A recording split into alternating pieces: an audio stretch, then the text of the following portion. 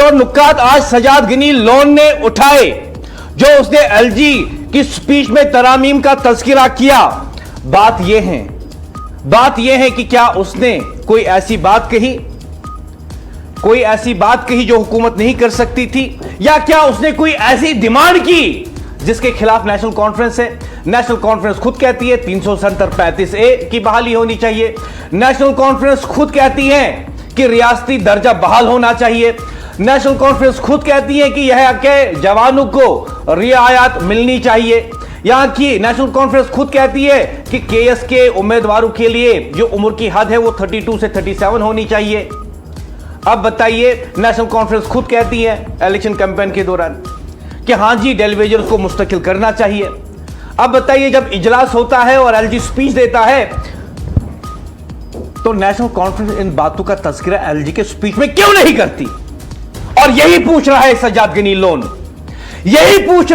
Ghani loan, वाहिद एक MLA Kashmir से, अकेला एमएलए कश्मीर से जो नेशनल कॉन्फ्रेंस के एमएलए के खिलाफ ऐवान में खड़ा हुआ, उमर सरकार के खिलाफ खड़ा हुआ और पूछा उससे, कहा कि एलजी की स्पीच में आपने वाज़ा तौर पर क्यों नहीं कहा कि कश्मीरी मुसलमानों पर जो तशद्दुद दीगर रियासतों में होता है हम उसकी मजम्मत करते हैं?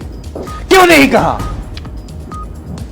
आपने? एलजी की स्पीच में यह क्यों नहीं कहा कि हां हम डेलीवेजर्स को मुस्तकिल करेंगे, उनके मसाइल को हल करेंगे? वाहिद एमएलए कश्मीर से सजाद गनी लोन जो ऐवान में उमर सरकार के खिलाफ खड़ा हुआ और उमर सरकार के सामने आईना रख दिया और पूछा उससे। खातिन हजरात, आज सवाल सीधा है और जवाब भी सीधा होना चाहिए। सजाद गनी लोन ने लेफ्टिनेंट गवर्नर के खिताब पर जो तरामीम पेश किए वो कोई जज्बाती नारे नहीं है, वो ठोस दस्तावेजी और आईनी नुकात है। सबसे बढ़कर उन्होंने नेशनल कॉन्फ्रेंस से कहा, उमर सरकार से कहा कि उमर सरकार, आप तो अपने जलसों में अपने वर्कर्स में कहते हैं कि 370 की बहाली और 35A की बहाली के लिए हम लड़ रहे हैं। तो बताइए, एलजी की स्पीच में आपने अपना मौकूफ ऐवान के रिकॉर्ड में क्यों नहीं रखा?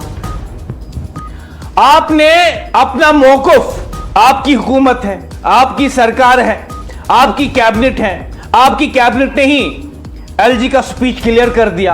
आपके ही अफसरों ने, आपके ही एमएलएज ने, आपके ही मिनिस्टर्स ने एलजी की स्पीच लिखी। तो एलजी की स्पीच में आपने इस बात का तज़किरा क्यों नहीं किया कि आजकल 370 और 35A और रियासती दर्जे की बहाली, यह मौकफ आपने ऐवान के रिकॉर्ड पर क्यों नहीं रखा?